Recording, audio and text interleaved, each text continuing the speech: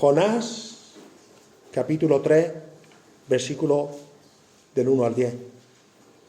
Pero antes de llegar ahí, o mientras lo buscáis, me gustaría situaros en lo que vamos a ver. A modo de introducción, yo creo que todos hemos escuchado en alguna ocasión escuchar o hemos dicho la siguiente frase: nunca segundas oportunidades fueron buenas. ¿Lo habéis escuchado alguna vez? ¿O lo habéis dicho alguna vez? Nunca segundas oportunidades fueron buenas. Bueno, no hace falta ser muy listo para darnos cuenta que esta frase tiene una connotación negativa. Tiene una connotación negativa. Además que esta frase la podemos aplicar a muchas áreas de la vida, no solamente a una, ¿verdad? Sobre todo, lo que esta frase señala o recuerda es que la primera vez que hiciste algo y ahora lo vas a repetir, esa primera vez fue un fracaso. Fue un fracaso. Por eso, debido a que hubo un precedente de fracaso, volverlo a repetir, siempre vamos a tener en el recuerdo, bueno, si ya se dio mal en aquella ocasión, ¿para qué lo vamos a volver a hacer? Nunca las segundas oportunidades fueron buenas. Ahora, como decía, esto puede pasar en muchas áreas de la vida. Puede pasar en situaciones amorosas, ¿verdad?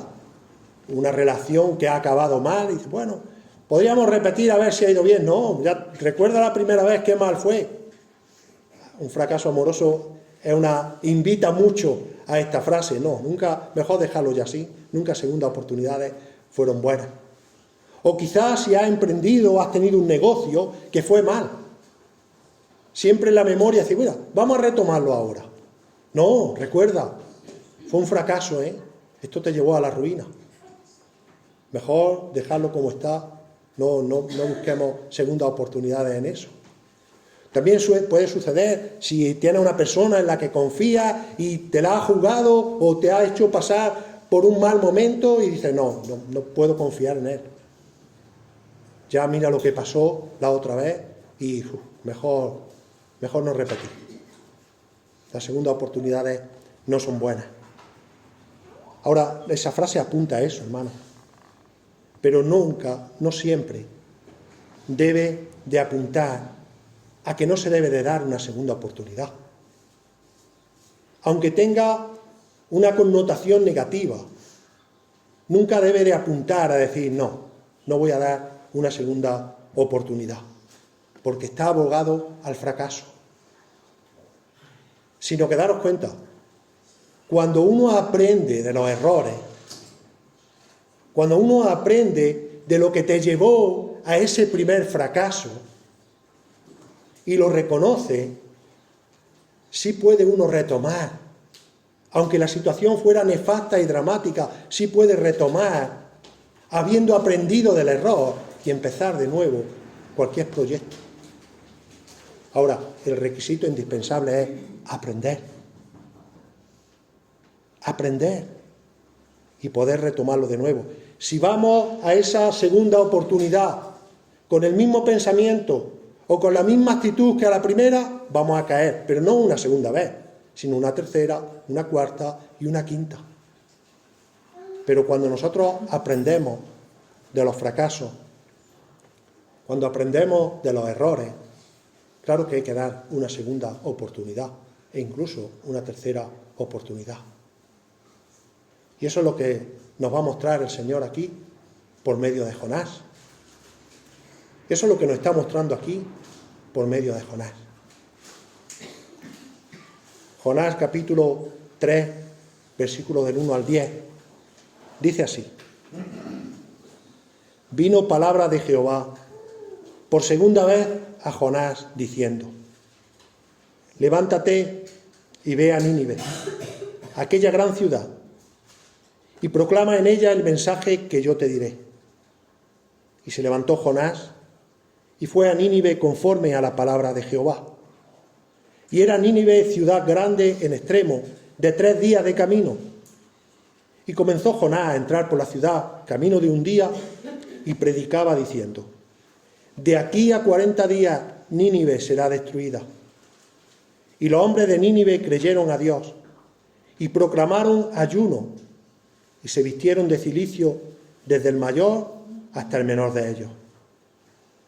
Y llegó la noticia hasta el rey de Nínive y se levantó de su silla, se despojó de su vestido y se cubrió de cilicio y se sentó sobre ceniza.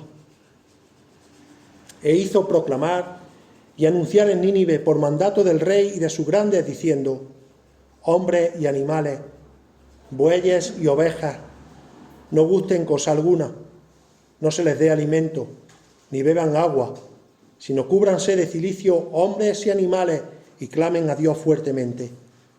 Y conviértase cada uno de su mal camino, de la rapiña que hay en sus manos.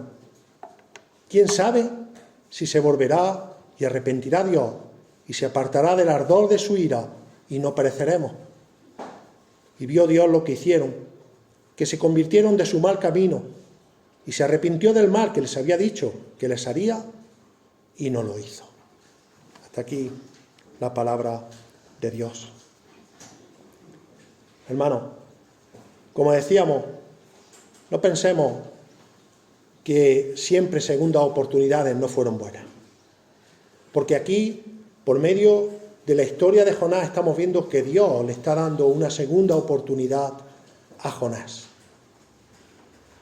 Mirad, lo habíamos repetido y decía que predicar sobre Jonás te lleva una y otra vez al principio, al final, al medio, ¿verdad? El cuidado que hay que tener es que parece que siempre estás predicando el mismo mensaje, porque conocemos la historia. De sobra creo que la conocemos todos. Y la idea era pasar de una historia que entretiene a los niños, que podría ser un guión perfecto para una película que probablemente incluso bien hecha ganaría algunos Oscars, es que pasásemos a contemplar la soberanía y la provisión de Dios y la gracia de Dios, por encima de cualquier historia que sin duda alguna lleva nuestra mente a pensar. Y siempre en todos estos mensajes he dicho que Jonás es un libro de detalle. Y daros cuenta, aunque tiene detalles para analizar de forma minuciosa, cuando nosotros hacemos mención al libro de Jonás siempre vienen las 4 frases más populares, ¿verdad? Y son así. Evidentemente a Jonás nadie le va a quitar la mala fama que se echó, en el sentido de desobediente, en el sentido de rebeldía. Y daros cuenta que, aunque el mismo Señor Jesús nombró a Jonás, no vamos a encontrar a Jonás en Hebreos 11, entre los héroes de la fe. Cuando le demandaron señal, el mismo Señor Jesús dijo: a Jonás tenéis por señal. Mateo capítulo 12, versículo del 38 al 41. Ahora nosotros sabemos que Jonás va a estar retratado siempre como un rebelde, un desobediente que quiso huir de Dios, un hombre celoso por su nacionalidad judía, en la cual él consideró que nadie más que el pueblo judío tenía que disfrutar de las bendiciones que Dios le había dado, que nadie más podía disfrutar de las bendiciones que Dios había dado de forma especial para su pueblo. Así que Jonás no estaba dispuesto a obedecer a Dios. Era un hombre celoso por su nacionalidad. Ahora, mucho menos unos salvajes, asesinos, ninivitas, ¿verdad? Esa fue la actitud de Jonás. Considerar que solamente el pueblo de Dios merecía las bendiciones de la salvación y las promesas que Dios tenía establecidas para eso, para ellos. Ahora, Dios es misericordioso y repetimos una vez más, hermanos, y da segundas oportunidades, sobre todo cuando se trata de hacer su voluntad. Sobre todo cuando se trata de hacer su voluntad. Y esto es lo que podríamos decir de Dios con respecto a Jonás. Desde el momento en que fue arrojado al mar, como decíamos al principio, desde el momento en que Jonás fue tragado por un pez, desde el momento en el que Dios había preparado que Jonás fuese vomitado por un pez en la costa o en la tierra, Dios estaba proveyendo esa segunda oportunidad para Jonás. No estaba siendo fácil, no iba a ser fácil, pero Dios iba de nuevo a restablecer todo para que Jonás fuera obediente. Nos pueden surgir varias preguntas, siempre os digo esto en las predicaciones, ¿verdad? Me surgen preguntas. ¿Fue necesario que Dios hiciese pasar a Jonás por todo esto para enseñarle una lección? ¿Fue necesario? Porque algunas veces sacamos nuestro alarde de ser buenos y decimos, madre mía, el pobre lo que sufrió. Y preguntamos, ¿fue necesario que Dios hiciese pasar por todo este mar a Jonás para enseñarle esta lección? El pobre lo que padeció, ¿verdad? Porque estaba asustado de ir a los ninivitas, porque no quería predicarle y pasar todas estas situaciones. ¿Era esto una prueba para Jonás? Me hacía esas dos preguntas. Ahora, siempre que hablamos de pruebas, de tentaciones, ¿dónde se nos va la mente? A Santiago, ¿verdad? La carta de Santiago, capítulo 1, versículo 13-14, nos dice que Dios no tienta a nadie. Dios no tienta a nadie. Pues Dios no puede ser tentado. Y yo pensaba en esto, daros cuenta. Dios no preparó el pecado de Jonás. Dios no preparó la desobediencia de Jonás. Dios no preparó la rebeldía de Jonás. Todo esto fue una decisión única y exclusiva de Jonás. Él planteó en su mente todo lo que iba a hacer para desobedecer al Dios, al Yahweh, al Todopoderoso, al Omnisciente, al que todo lo sabe. Dios no preparó el corazón de Jonás para hacer esto. Lo que hizo Dios es que preparó su providencia divina para rescatar a Jonás de toda su rebeldía y de toda su desobediencia.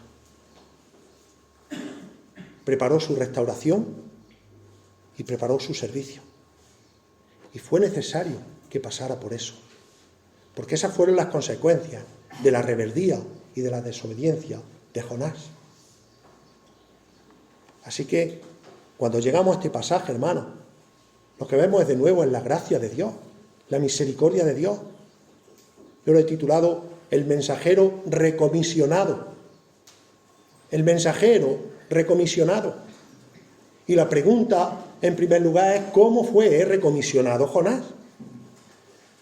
¿Cómo un hombre siendo rebelde a Dios, apartándose de Dios, como un hombre que le da de lado a Dios, al único todopoderoso, aquel que nos ha salvado, aquel que tiene gracia para con nosotros cada día, cómo puede apartarse de Dios?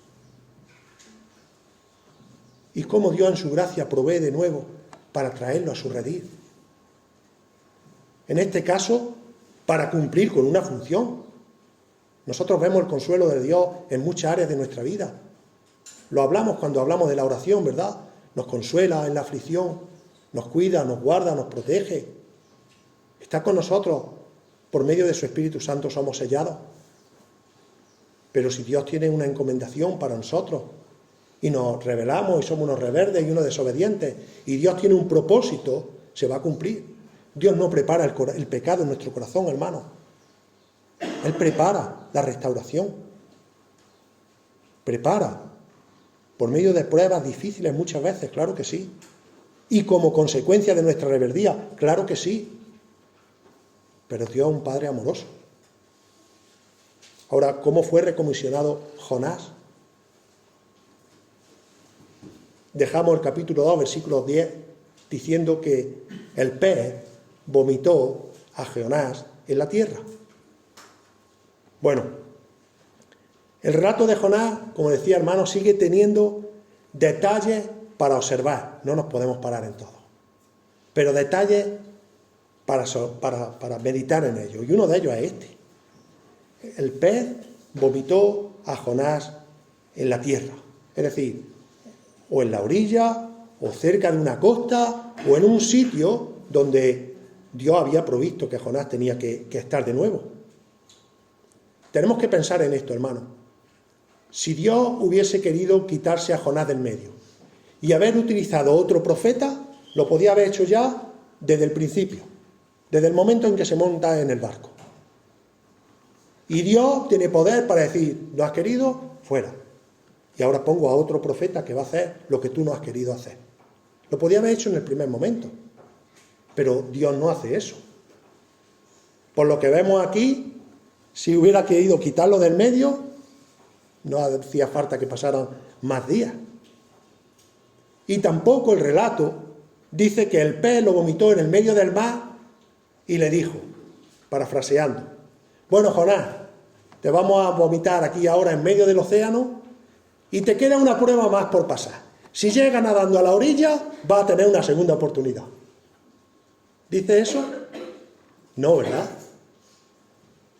El pez vomitó a Jonás donde Dios quería que estuviese Jonás. Y el relato que puede decir, bueno, ¿qué significará? Bueno, el pez vomitó a Jonás en tierra. Precisamente eso, hermano.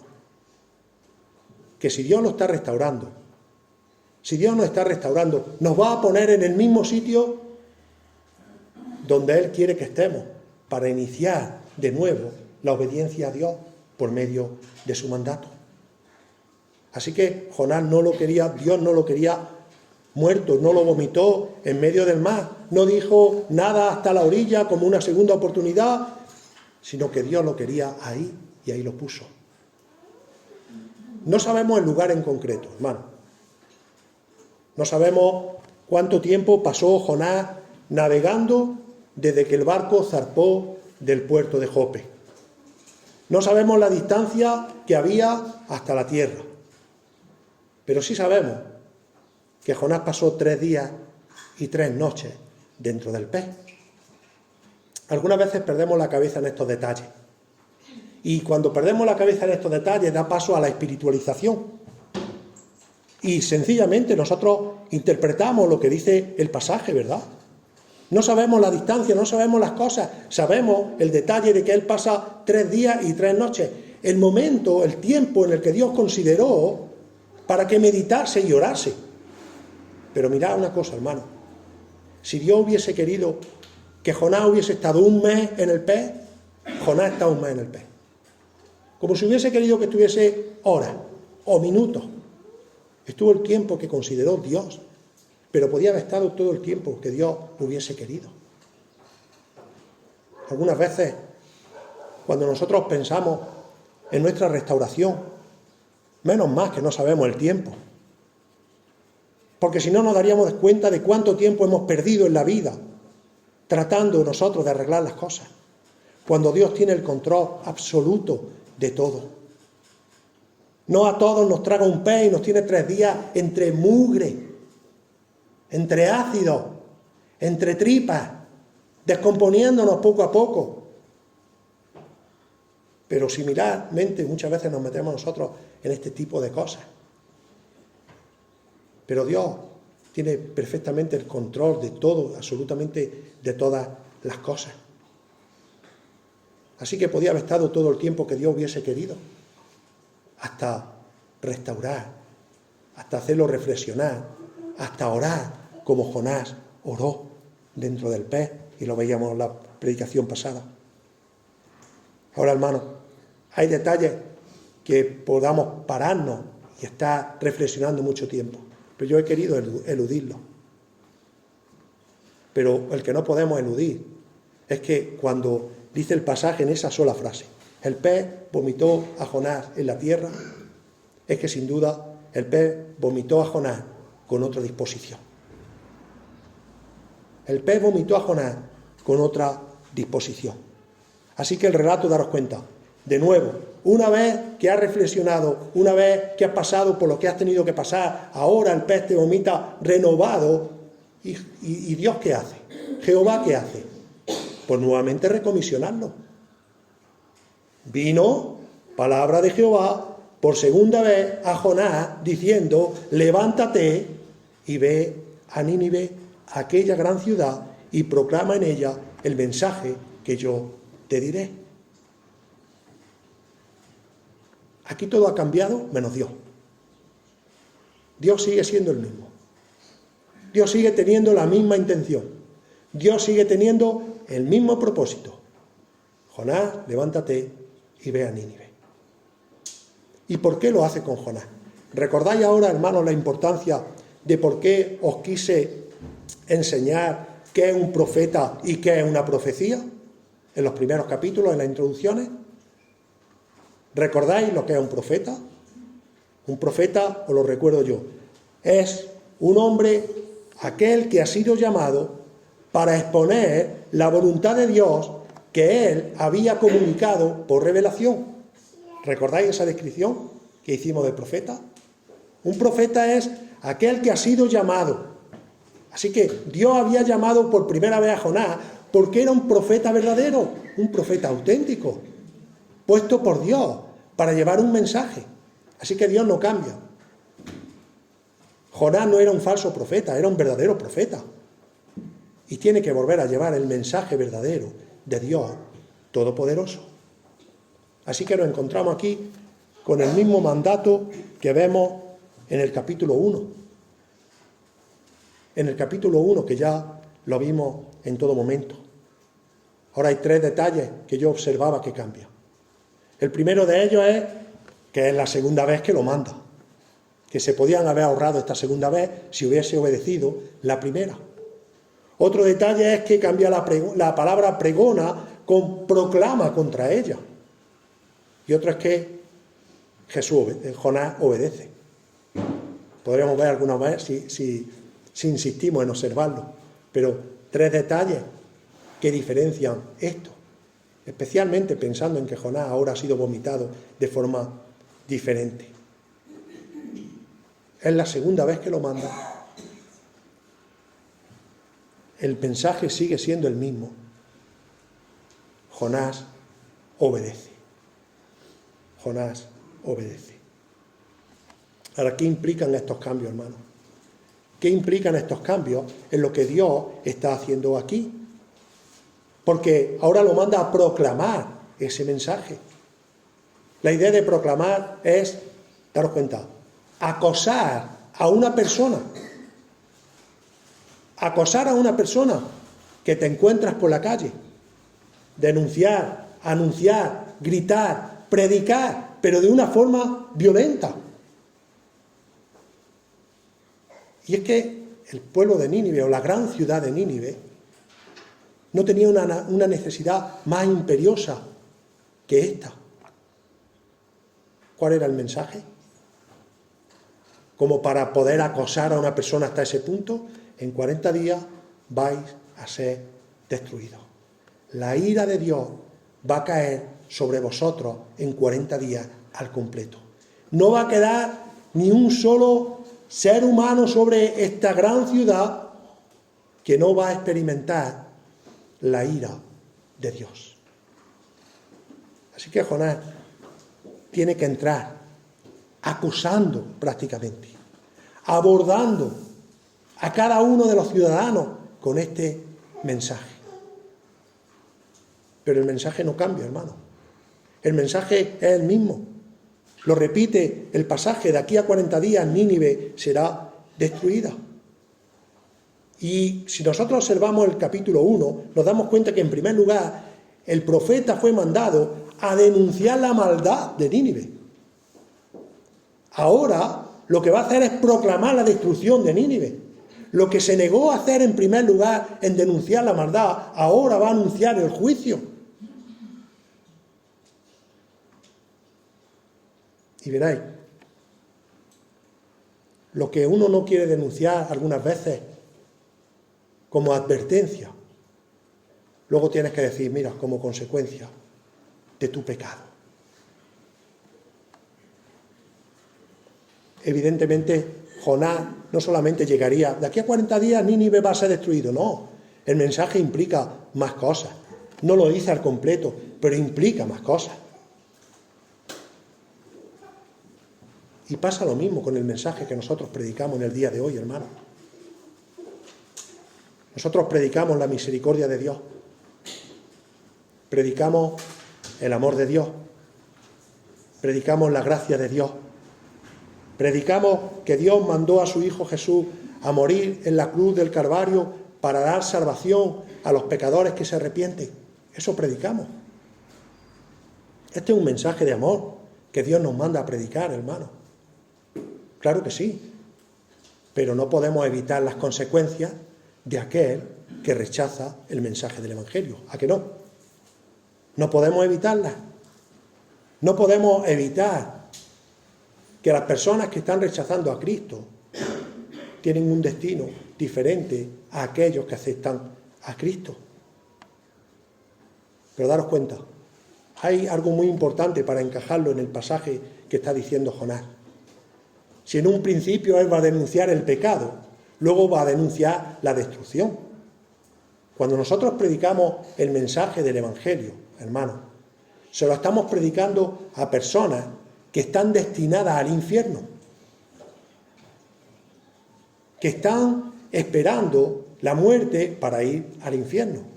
O sea, eso va implícito en nuestra naturaleza caída. ¿Lo entendéis? Como consecuencia de tener una naturaleza caída, nuestro destino es el infierno, separado de Dios por toda la eternidad. No tiene relación las tinieblas con la luz, ni aquí en la tierra, ni en la eternidad. Así que, daros cuenta, cuando nosotros le predicamos a una persona el Evangelio, que como digo, repito, es un mensaje de amor, de gracia, de misericordia, de pura bondad por parte de nuestro Señor Jesucristo, y las personas lo rechazan estando condenadas, lo que están haciendo es rechazar al único que puede reconciliarlo con Dios Padre. En su naturaleza caída rechazan al único que puede reconciliarlo con Dios.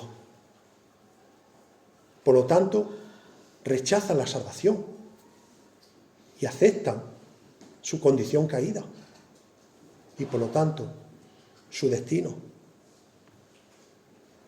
Rechazan a Cristo, que es el único que puede llevarnos al cielo por toda la eternidad. Pero implícito, hermano, en el mensaje que nosotros predicamos está el amor y la justicia.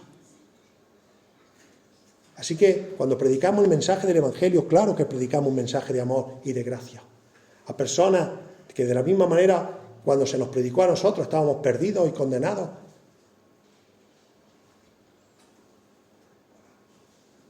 Y Dios, en su gracia,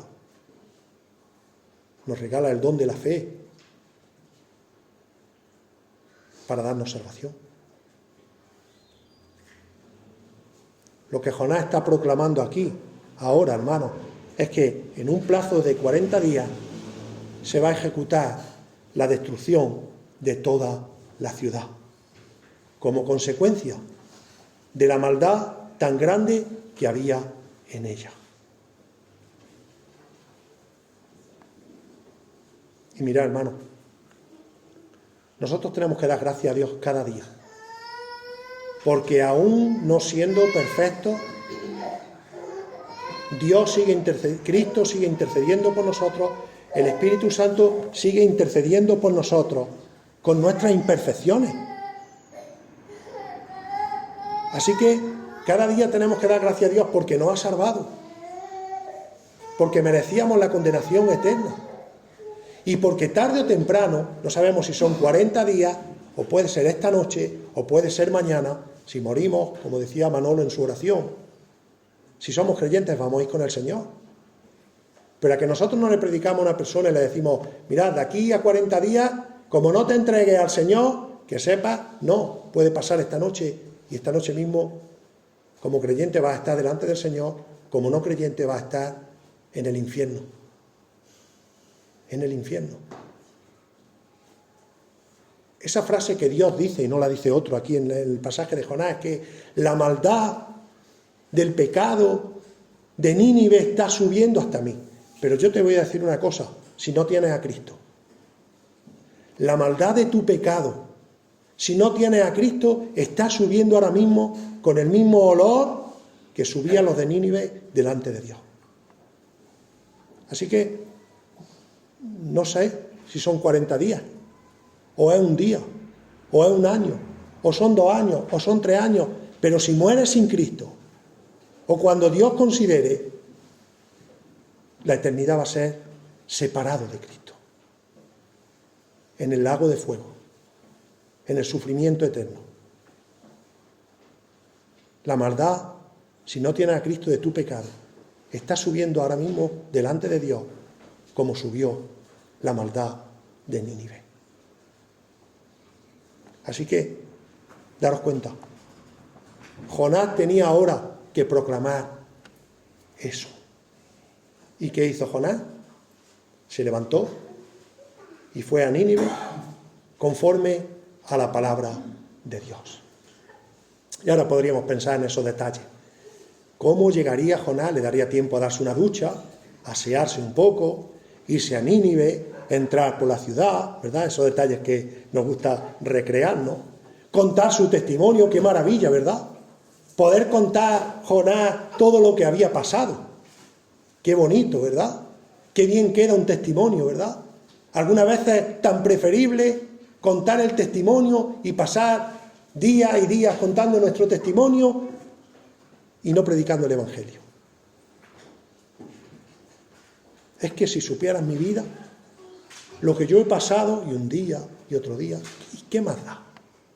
Si hay otros que no han pasado por tu situación y el Señor los ha salvado también.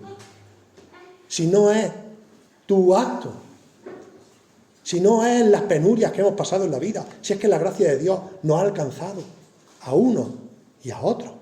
Así que Jonás, no dice el pasaje aquí, empezó a contar su vida, toda la experiencia. Probablemente los marineros, si volvieron al puerto, dirían, vaya experiencia que hemos pasado. No lo sabemos, el relato no nos dice eso.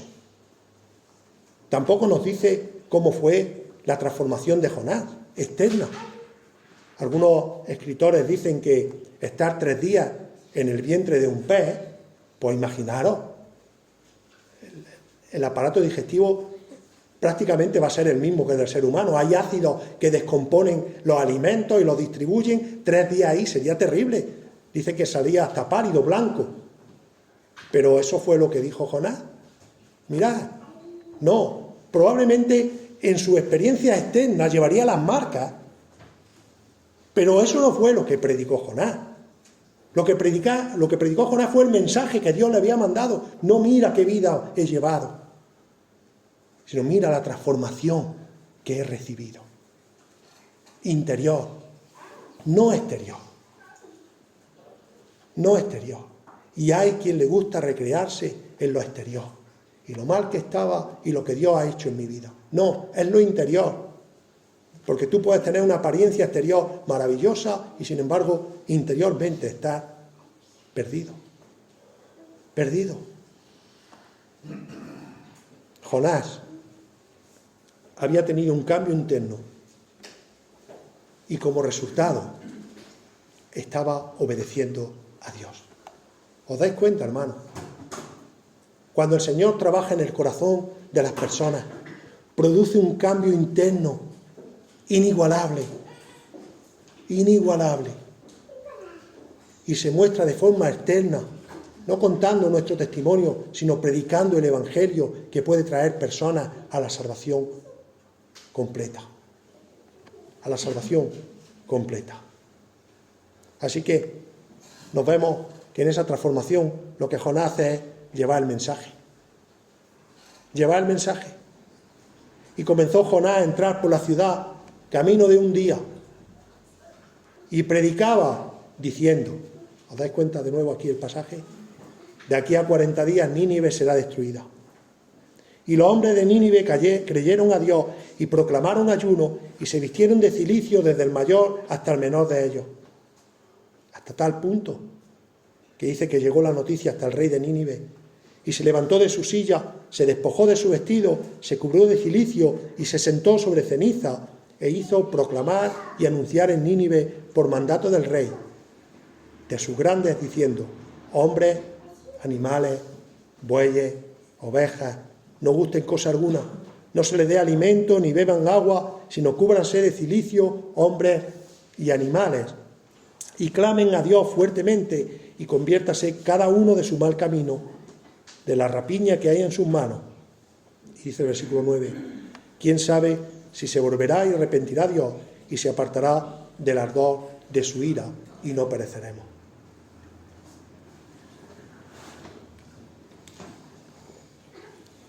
Los arqueólogos modernos dicen, con respecto a los descubrimientos más recientes de la ciudad de Nínive, que se tardaba en rodearla 3 días. 3 días. Es decir, se demoraba 3 días para recorrer el complejo de suburbios que formaban esa gran metrópoli, esa gran ciudad. Ahora, nos damos cuenta que el pasaje dice que Jonás obedeció desde el principio. Desde el primer día en el que entra, empieza a anunciar el mensaje. Volvamos de nuevo a la historia. Desde el primer día que pone el pie en Nínive, empieza a decir, en 40 días vais a ser consumidos. ¿Por qué 40 días? Bueno, no lo sabemos. ¿Era para dar oportunidad? ¿Porque 40 días es el plazo máximo en el que una persona se puede arrepentir? No. Porque Dios lo había establecido así, ¿verdad? Probablemente para igualar a otros acontecimientos del Antiguo Testamento, como Moisés en el monte Sinaí. Sabéis que el número 40 es muy simbólico aquí, ¿verdad? Pero aquí no nos está diciendo nada. Ahora, una cosa que sí describe aquí es la brevedad del relato que Jonás tiene que decir. No está hablando el mensaje al completo, ¿verdad? Pero lo que nos está mostrando aquí es que fueron las suficientes palabras como para que desde el primer momento en el que pone el pie en Nínive empieza a proclamar el Evangelio y la gente empieza a arrepentirse de su pecado, a arrepentirse de su pecado. El mensaje es el mismo, el mensaje no cambia. Pero ¿sabéis lo que pasa aquí, hermano? Que el mensaje que estaba llevando Jonás a los ninivitas era un mensaje potente, poderoso y eficaz. ¿Creemos que el mensaje del Evangelio es un mensaje potente, poderoso y eficaz? Porque cuando creamos esto de verdad, dejaremos de poner nuestros argumentos para predicar el mensaje potente, poderoso y eficaz. ¿Que era un resultado? ¿Cuál es? En la medida que Jonás iba predicando, la gente se iba arrepintiendo y se iba convirtiendo. Y daros cuenta, hasta aquí habíamos visto 6 milagros en el relato. Y ahora vamos a ver uno más, el milagro de la salvación. Vimos un milagro, capítulo 1, versículo 4, Jonás con el viento. Vimos un milagro en el versículo 7 del capítulo 1, cuando echaron suerte y caen sobre Jonás. Vimos un milagro en el capítulo 1, versículo 15, cuando el Señor, Dios, calma el mar. Vimos otro milagro preparando un pez, no muriendo dentro, Jonás. Vemos cómo manda al pez. Todo esto son obras, acciones de Dios, ¿verdad? Y ahora vemos aquí otro más. Cambia el corazón de estos salvajes. Cambia por completo el corazón de estos salvajes. Desde el momento en el que Jonás pasa el primer día predicando el Evangelio, él empieza a transformar el corazón de los ninivitas. Cuando empieza a proclamar la palabra de Dios. Me venía una frase que es muy común también entre nosotros. Bueno, eso lo hago yo también, hermano. Mientras voy a trabajar, si me encuentro a alguien, le predico el Evangelio. La frase es, eso se hace sobre la marcha. ¿Habéis utilizado alguna vez esta frase? Sobre todo se hace para orar, ¿verdad? Hombre, yo mientras barro oro, y mientras friego oro, y cuando voy al trabajo oro. Sobre la marcha voy orando. Soy una persona de oración. Está bien, hermano, Yo oraba cuando conducía el camión y no cerraba los ojos. No vaya a ser que fuera antes al cielo de la cuenta. Está bien eso. Pero, ¿recordáis cuando dimos el tema de la oración? Aparta un tiempo único y exclusivamente para orar. No para hacer otra cosa, solo para orar. Está bien que ores mientras barres, mientras friegas, mientras lees, mientras juegas, lo que quieras, pero aparta un tiempo exclusivo para orar. Hermano, está bien que le prediquemos el Evangelio a nuestra tendera cuando vamos a comprar el pan. Y está bien que se lo prediquemos a nuestra vecina, y está bien, pero apartemos un tiempo exclusivo para orar, para predicar el Evangelio, para evangelizar como iglesia. No sobre la marcha. Exclusivo.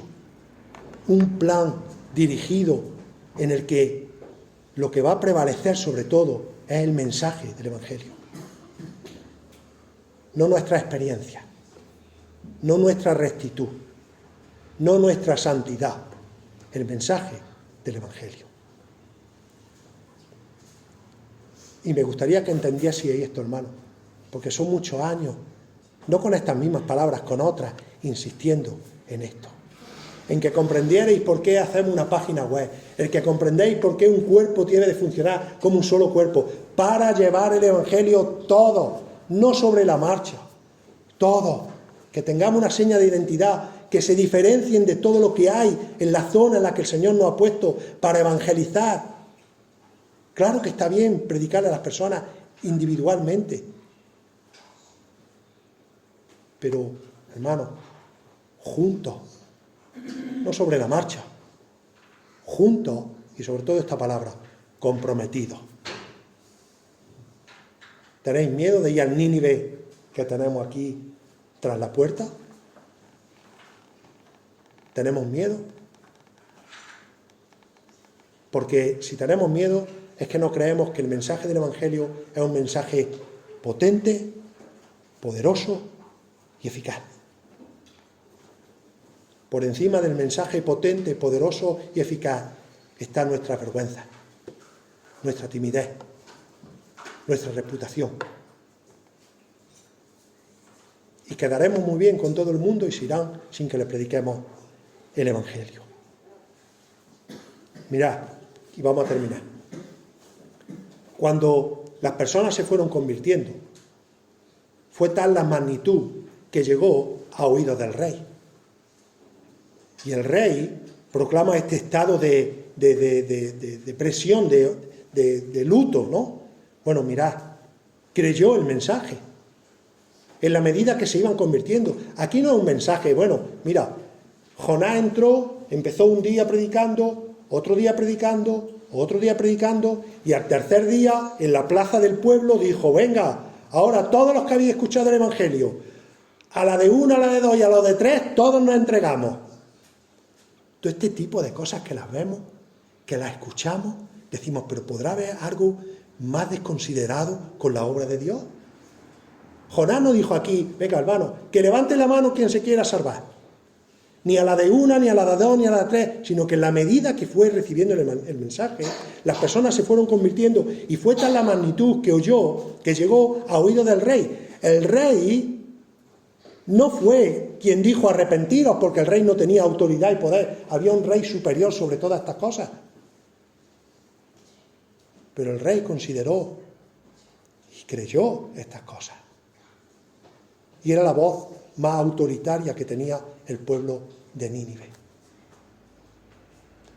Y proclamó ese estado de quebrantamiento, de cilicio, para ver si Dios, no afirmando, a ver si Dios tiene misericordia y nos salva. ¿Y dónde está el milagro, hermano? ¿Cuál es el milagro? Que Dios salvó a todos. No los salvó por la eternidad. Luego hubo generaciones nuevas que nacieron y nacieron con pecado, evidentemente. Pero hizo un milagro maravilloso. Por la obediencia ahora de Jonás, predicar el mensaje. Y la obra de Dios salvando al pueblo de Nínive. Y vio Dios que sus acciones se habían apartado de su mal camino Entonces se arrepintió Dios del mal que había dicho que les haría y no lo hizo. Qué historia, hermano. Qué historia de la soberanía de Dios. Qué historia de la gracia de Dios. Qué historia de la misericordia de Dios. Sigamos predicando el mensaje que tiene poder, que tiene autoridad, que tiene una consecuencia cuando las personas abrazan a Cristo, ¿verdad? Entienden el Evangelio. Que esa sea nuestra ocupación cada día. Contemplar y observar al Dios Todopoderoso, que sigue salvando en el día de hoy, por muy crueles que nos parezcan a nosotros las personas que están fuera.